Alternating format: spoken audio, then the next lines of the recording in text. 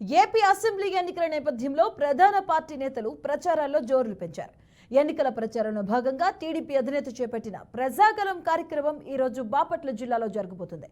వేమూరు నియోజకవర్గం కొల్లూరు, రేపల్లెలో నిర్వహించే ప్రజాగలం సభలో చంద్రబాబు పాల్గొంటారు.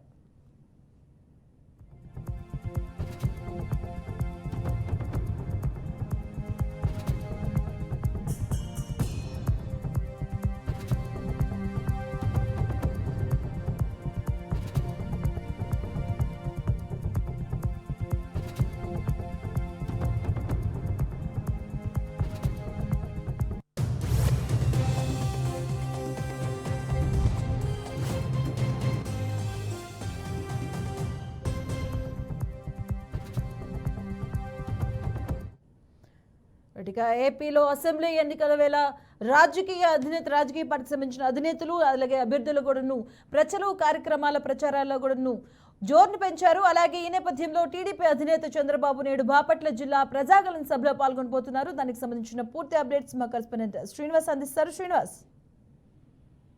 మధు, ఈ రోజు తెలుగుదేశం పార్టీ అధినేత నారా చంద్రబాబు నాయుడు బాపట్ల నియోజకవర్గంలో పర్యటిస్తున్నారు. బాపట్ల జిల్లాలో జరుగుతున్నటువంటి ప్రజాగళం కార్యక్రమంలో పాల్గొన్నారు. ముఖ్యంగా బాపట్ల జిల్లాలోనే వేమూరు నియోజకవర్గం, రేపల్లి నియోజకవర్గం, రెండు నియోజకవర్గాలలో రెండు చోట్ల ప్రజాగళం బహిరంగ సభలకు సిద్ధం కావడం జరిగింది. ఇప్పటికే ఆయా పార్టీ నేతలు ఆయా కార్యక్రమాలకు సంబంధించినటువంటి ఏర్పాట్లను కూడా సిద్ధం చేయడం జరిగింది.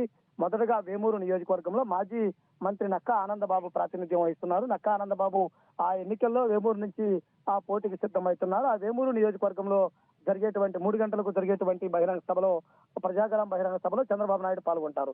తర్వాత రేపల్లి అనగాని సత్యప్రసాద్ సిట్టింగ్ ఎమ్మెల్యేగా ఉన్నారు. ఆయా నియోజకవర్గంలో ఆయన గెలుపులకు అవసరమైన విధంగా కూడా చంద్రబాబు నాయుడు ప్రచారం చేయడానికి కూడా సిద్ధం కావడం జరిగింది. అంటే ప్రతి జిల్లాలోనూ ప్రతి 2 నియోజకవర్గాలకు 2 చోట్ల ఉండే విధంగా ప్రజాగళం షెడ్యూల్ ఖరారు కావడం జరిగింది. ఈ రోజు బాపట్ల జిల్లాలోనే వేమూరు నియోజకవర్గం, రేపల్లి నియోజకవర్గం 2 చోట్ల కూడా సాయంత్రం 4 గంటలకి, సాయంత్రం 6 గంటలకి 2 బహిరంగ సభల్లో చంద్రబాబు నాయుడు ప్రసంగిస్తున్నారు. అయితే అవినీతి పాలనకు పేరొందినటువంటి వైసీపీని రాష్ట్రాన్ని విముక్తి చేయాలనే లక్ష్యంతో చంద్రబాబు ప్రజాగళం సభలు నిర్వహిస్తున్నారు. ఆ ప్రజాగళం సభల్లో భాగంగా ఈ రోజు వేమూరు, బాపట్ల 2 చోట్ల కూడా నిర్వహించడానికి సిద్ధం కానున్నారు. ఈ ప్రచారాలు ఏ అంశాలను ప్రధాన అస్త్రంగా చేసుకొని ప్రచారాలు సాగుతున్నాయి అనుకోవచ్చు? అసలు అంటే స్థానికతంగా చూసుకున్నట్లయితే కనుక ఆయా నియోజకవర్గాలలో ఉన్నటువంటి ఎమ్మెల్యేలు చేసినటువంటి అరాచకాలు, అలానే ఆ రాష్ట్రంలో వైసీపీ ప్రభుత్వం వచ్చిన తర్వాత నుంచి ఏ విధంగా దోచుకున్నారు ఏంటి అనేది మీద ఎక్కువ పెడుతున్నారు. అలానే రానున్న రోజుల్లో తెలుగుదేశం, జనసేన, బీజేపీ కూటమి అధికారంలోకి వస్తే ఏం చేయనున్నారు అని చెబుతూ కూడా ప్రజల్లోకి వెళ్తున్నటువంటి పరిస్థితి. ఒక విధంగా చూస్తే సూపర్ 6 పథకాలకు తోడు ప్రజా మేనిఫెస్టో పేరుతోటి ప్రజల్లోకి తెలుగుదేశం పార్టీ వెళ్తుంది. వాటి ద్వారా ప్రజల్లో మంచి స్పందన రావాలని కూడా చూస్తున్నటువంటి పరిస్థితి ఉండడం జరిగింది. అంటే ముఖ్యంగా చూసుకున్నట్లయితే కనుక సూపర్ 6 పథకాలకు బదులు ప్రజా మేనిఫెస్టో అనే పేరుతోటి ప్రజల నుంచి స్పందన కనుక్కొని వాటిని నిర్వహించడానికి కూడా సిద్ధమవుతున్నటువంటి పరిస్థితి కూడా ఉంది.